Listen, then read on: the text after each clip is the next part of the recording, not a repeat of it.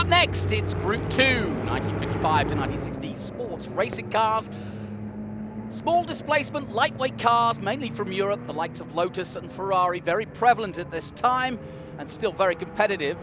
But it's the Huffakers of both David Martin and Chip Fudge, prepared by Joe Huffaker, following in the footsteps of his father from California, Cameron Healy in the Cooper Porsche Special and Rob Walton in a Maserati T60 on row 2. Row 3 sees Greg Meyer in a Sadler Mark IV from 1959, and then the 1960 Lola Mark I British car with Kurt Delbane at the wheel, David Swig in the Monsterati B-Mod, and then the Troutman Barnes, and that's Dick Troutman and Tom Barnes, who met at Curtis Craft down in Glendale, then Ned Bacon in the Proctor Special, and Thor Johnson in the Lotus 1759 on row 5. Then Nick Colonna in the 58 Devin SS, and Mark Sang in another Lotus, this time Lotus 11 Le Mans. Camilo Steuer in the Maserati 300S from 1957, beautiful car. Robert Bowden in another Devin Ryan Special, this time from 57. Michael Malone in one of the few Ferraris, the 250 TR from 59, and another Maserati, an all-Italian row 8, and an all-British row 9, a C-type Jaguar, Julian Bronson, and Chris McAllister in the D-type Jaguar. Huge field this, as we go back, row 10, a Reho Mark IV, 1959, Mark Osborne in that, and Stan Andres in the Lotus 11, the third Lotus. And Dennis Adair in the Elva Mark I from 55, and Jonathan Felber in the Maserati Birdcage. Great to see a Birdcage out there in the 1960 version. Rob Baker in the Cooper T39 Bobtail, and Arthur Cook in the Lotus 11 from 1958. So a huge field and a highly competitive field, this one. We're expecting a really good race from this massive field. Get underway for the Group 2, 1955 to 1960 sports car race cars. So hopefully we'll get just as good a race as we did before. These sports cars from 1955 to 1960. Here we go. And away we go. As they roar into action. A good, strong field this too. Look at the amount of cars involved in this field.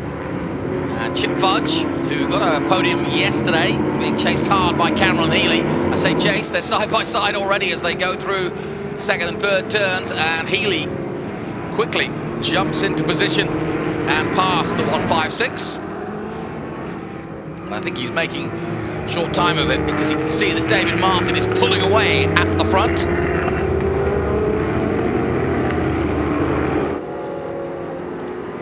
So let's have a look at what we've got in front of us here. The number 88, the Genie Alfa. I mentioned Huffaker, well, they're leading the way, and in fact they got a 1-2 yesterday. There's the 99. Lotus 17 with Thor Johnson at the wheel, a 1959 iteration of that. And there's the beautiful 21. Look at that.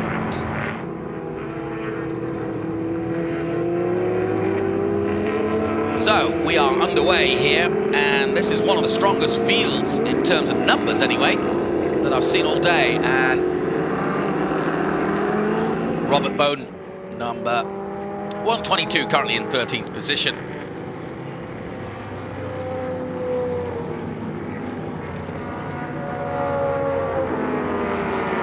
I mentioned the Huffaker Genie. It's a Mark V leading the way. Designed and built by Joe Huffaker and his BMC Racing Division at San Rafael, California. So just literally 4 miles from here, that car was put together. The Genie Sports races were raced in the US RRC series in the 60s in 2 groups, under 2 litre and over 2 litre. The car you're looking at leading the race at the moment anyway is chassis number 12, raced in the SCCA Number Club events in the US. As an Alfa Romeo, hence the name, the Genie Alfa. 66cc engine, weighing just under 1,000 pounds, about 950 pounds. So very, very light and nimble, as all of these cars are. As we look at Chip Fudge trying to hold off Cameron Healy, and these two. Cameron took the second place a moment ago, but has lost it out again to Chip Fudge, who's another one of these drivers who's driving several cars this weekend. The 55, the Porsche Special. The Cooper Porsche Special, to put its full name on there. The Pooper. Cameron Healy at the wheel. 1955, that car. Certainly one of my favorites of the cars I've seen this weekend. Just like the shape, like the color, and like its kind of one-offness. Meanwhile, just behind them, that's David Swig in the number 35. Driving an SCCA B-modified Monsterati, and that is an original car. Actually one-off. That's shot now, the 66 of Rob Walton.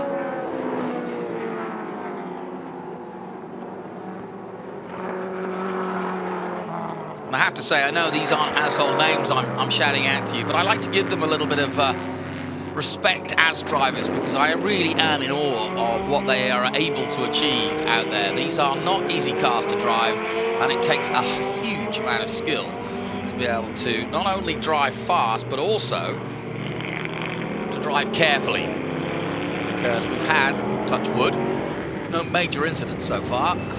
Just as I say that, we go too wide into the last corner. Thank you very much. No dramas. Good crowd have just been out amongst it, as you saw with the Mercedes, and just nice to get a gauge of the crowd itself. And there really is a lot of people here. Not necessarily the grandstands, that's not actually what we want. We want to get the fans close to the cars. So we've got a few thousand people down there at the moment, enjoying being close up. You can see some folks out in the grandstands, and that's great too. But we want to get close up and personal with these cars. So that's what we're doing. Looking at the battle further down, and Dennis Adair. Spoke to him earlier in the weekend. It's McAllister.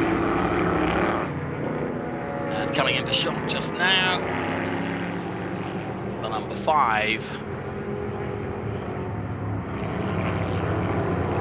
And that's the Troutman Barnes Special. Jim Gallucci at the wheel, a 1959. Here it is.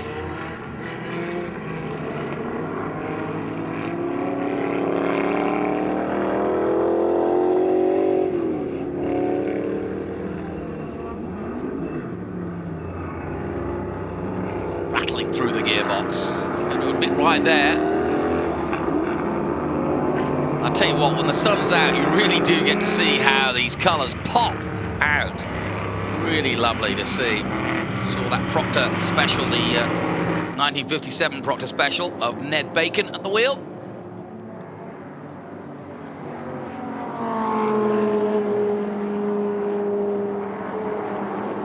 And through comes the Lotus 17, Thor Johnson at the wheel. I really like the classic Lotus colour scheme, the green and the yellow, and of course just highlighted by the yellow wheel rims as well.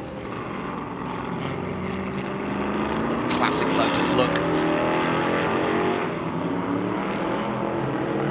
Jim Gallucci drifting out of the last corner and down the main straight again, being chased by this group, spreading out quite a lot now. But it's Dave Martin still leading the way, and he's pulled away from Chip Fudge and Cameron Healy's battle. They're still very much together on track in second and third, but David Martin's, after 3 laps, quite a long way up the road. He just did a 156.1. Pretty handy around the Sonoma circuit.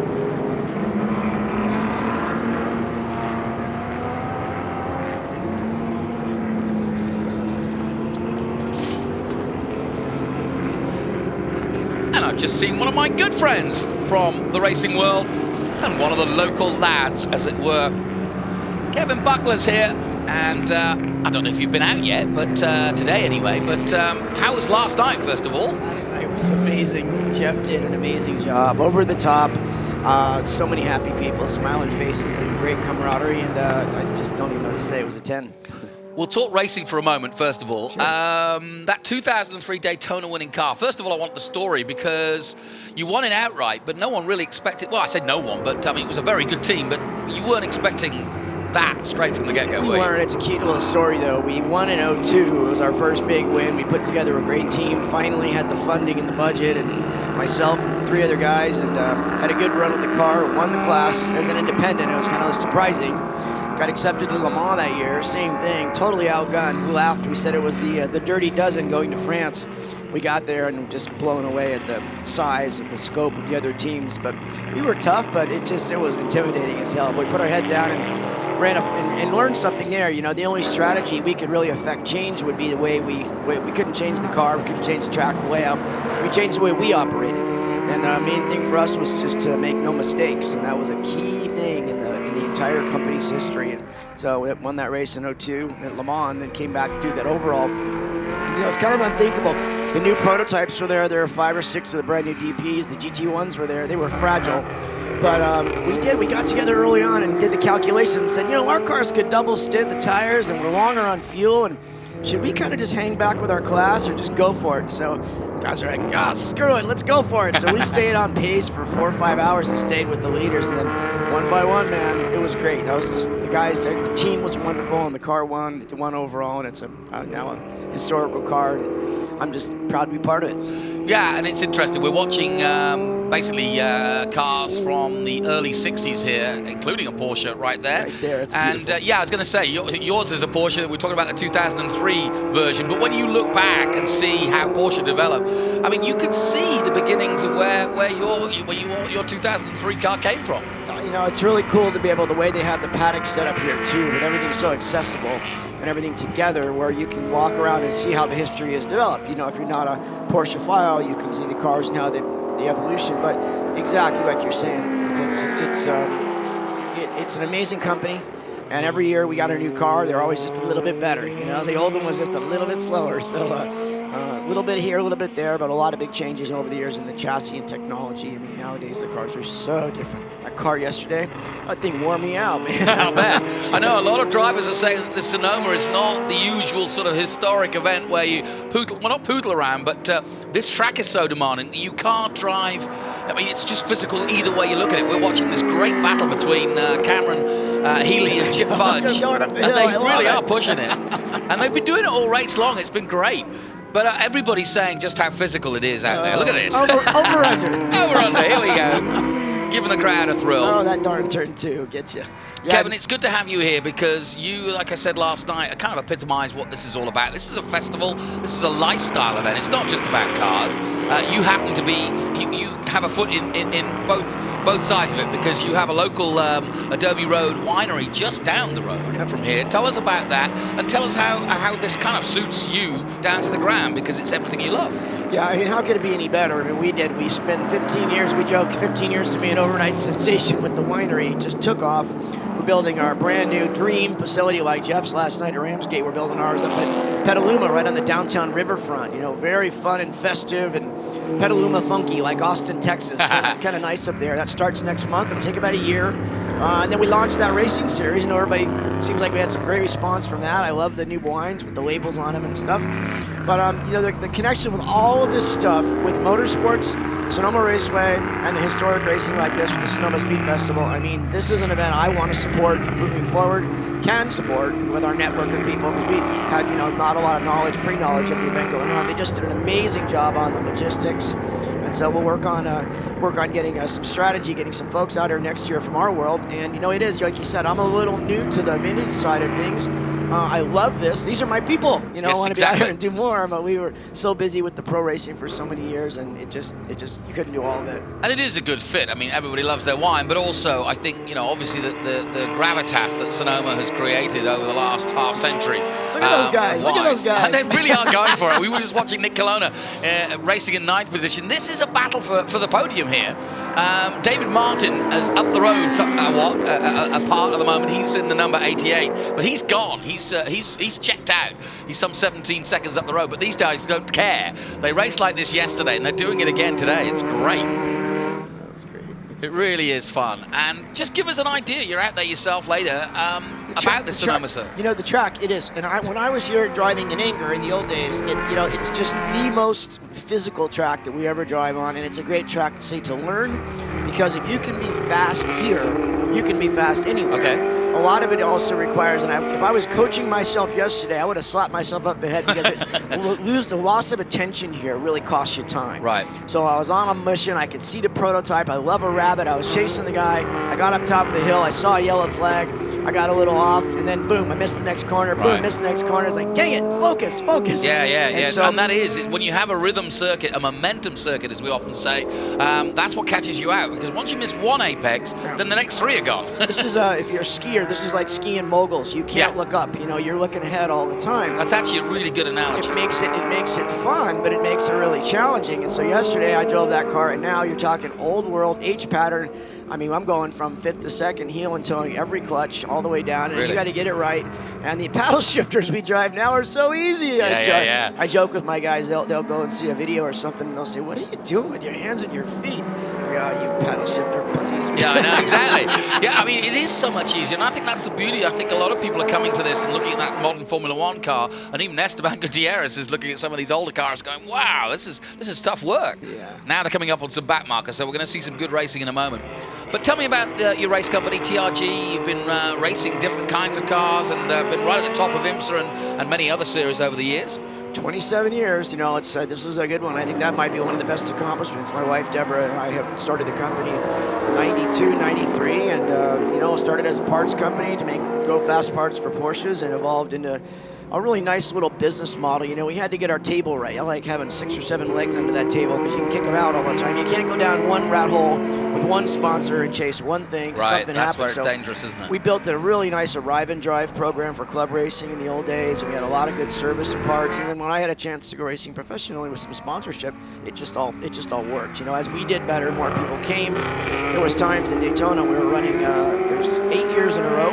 We ran 5 cars or more, and it was crazy logistics, but it was really fun. And I liked being like here. These drives right here. The track is challenging. Everybody likes challenging stuff. So, the company now does a lot of stuff. We did an Aston Martin program for 5 years, and we ran NASCAR for 3 years. And now we're back doing just we're running with the new Pirelli World Challenge SRO, which is here next year. Next week.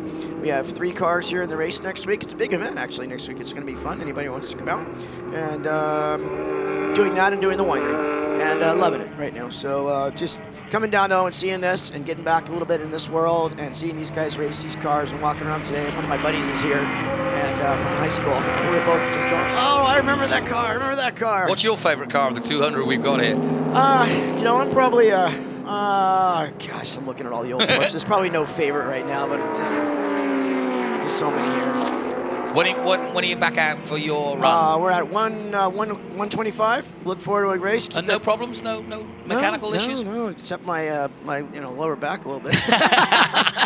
Other than that. And listen, folks, if you're tuning in on the internet and you think it's all unobtainium next weekend at the SRO or even here at the festival, it's not, and nor is Adobe wine, because the Adobe Road wine, I met Kevin a few years ago back at COTA, and I said, how do I get hold of this wine? And he said to me, and then I got on the mailing list, and I keep getting it. It's great. So you too can sign up and get yourself some beautiful California wine. And if you're a racing fan as I am, you can now get, what is it, Shift?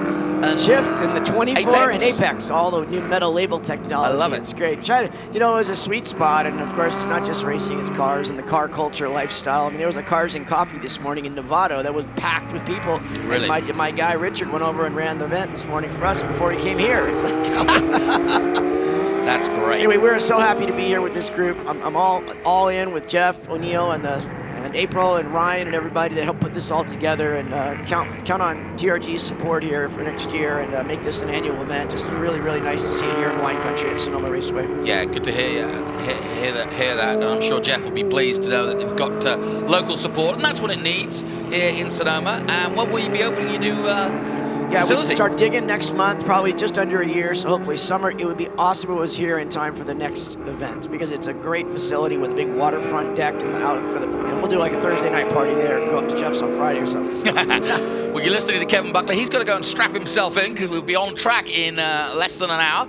So we'll wish him well with that. But thank you for coming in. And Yeah, tell us about your adventures. Thanks. We'll come back down when you finished your Group 9 race. Thanks for doing what you're doing, man. This is cool. I'm just cool. I'm loving you're watching these guys. It's great, isn't it? Well, I've got the perfect spot here. I'm a little bit above it all, but I'm getting down. I've got a go-kart now. I can go down. I like your air go down conditioner there. up here. This is good. You It's all right. I got my food. I got everything I need. But Thanks, guys. I'm loving this circuit. It's great. And so you're doing SRO here. How's that season SRO going? next week. Good. We're leading the championship in sprint right now, and we have a 2-driver format in the Sprint X. So it's a 2-driver Pro Am or Am in one category, and then there's Sprint only, where all the those, it's pretty badass. You got brand new Mercedes GT4s, you got the new Aston GT4, you got the new McLaren GT4, you got the Porsche GT4, you got the Audi GT4. I mean, they're all spec'd cars that come as race cars. A lot of the guys that are out there driving some of the historic stuff would love driving those new cars because they're fun, they're fast, they're easy, they don't break. Key there, and we love running them. So that's probably why I like doing more of that, because it's a lot less time consuming and nobody's cranky. So that is important. You bet. All right, I'm gonna get rest set. Thanks for the opportunity. Thank you so much, Kevin. Absolutely. Enjoy it, and we'll see you after the race. I'll come and join you for a spot of wine. You bet. Good luck, everybody. Thank you. Kevin Buckler there of TRG Racing, and he'll be out in his Daytona-winning 2003 Porsche later in the day in Group 9 as we take a look at the number 88 car. Hooning round, as they say. Great expression, hooning round. I learned that in New Zealand. I think it's a great word.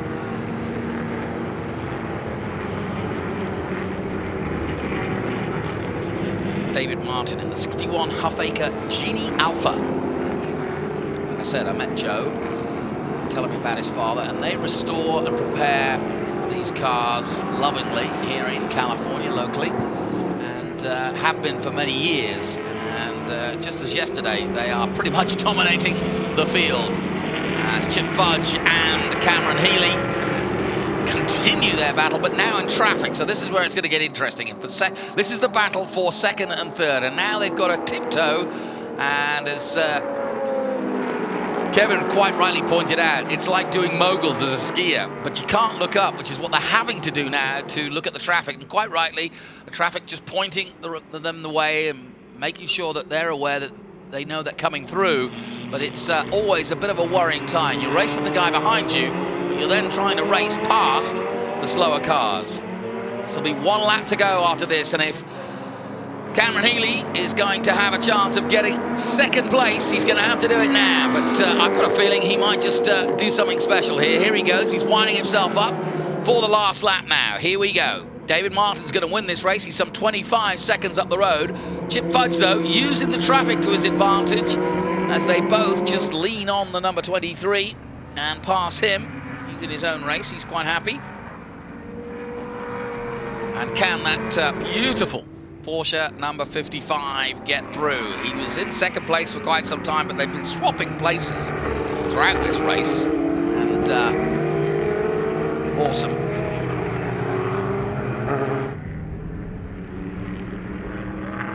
Here they come, and they got through some of the traffic, but now, as you can see, there's not a lot in it as they come down the hill. Now, the next overtaking position is just coming up after here. Here we are, and he got good drive out of the left-hander, and now he'll look for an inside move. And I think he's going to get covered off by the 156. Chip Fudge has raced here before, and now both of them get good drive out of the right-hander, and then they'll dive down towards the hill. It could be a Hail Mary, so to speak, at turn 11 for the last corner. That's what Healy will be looking for now, and that's exactly where he is. Here comes our winner and leader to the last corner, and he'll take the checkered flag, David Martin, and I hope we go back and see at least turn 11 for the battle for second place. But it is David Martin who wins in the number 88. Congratulations to him. Here they come to that last corner. And it doesn't look as though Healy's going to do anything. He's going to go high and wide, try and get as much drive on the inside as he can. But I don't think he's going to get Chip Fudge at this point. And they're going to literally finish side by side. Ooh, I say that. Look at this. Go on. It's going to be a run to the line, a drag race right by the drag strip. But it is Chip Fudge who just holds off to take second place ahead of Cameron Healy. We've had some really, really good close finishes today. And it's certainly not choreographed by any means. You couldn't do it if you tried. And congratulations, hand slapping and clapping out. waving to the crowd. Great race, and very close indeed. There's your winner, though, the Genie Alfa. The Huffaker prepared David Martin, the winner. And I spent some time with these two over the weekend, the two Genies, and they're really nice cars, beautifully made, lightweight, small displacement, and doing the business here. It's almost the perfect car for Sonoma, isn't it?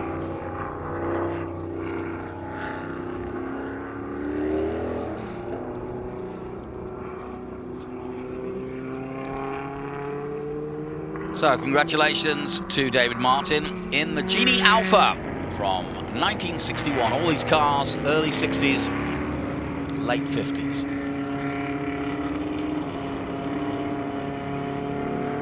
And if I'm not mistaken, that's his second win this weekend. And a quick look at the highlights straight from the get-go. It was the Genies that held the run, and it was another 1-2 in the end, but Chip Fudge had to work for it, didn't he? He had the attention of Cameron Healy in that Porsche all through the race. And in fact, they were racing going on right through the pack. Jim Gallucci there in the all-blue number 5, just going on the inside line, and a few moments. But the best part of the race, at least, was between these two. The 156 of Chip Fudge in the Genie and the Porsche 55 of Cameron Healy. And as you see, they swapped places throughout this race. And right at the line, David Martin coming across the line, but look how close this second place was. Oh, inches between them, look at that. Perfect. So that concludes our coverage of Group 2.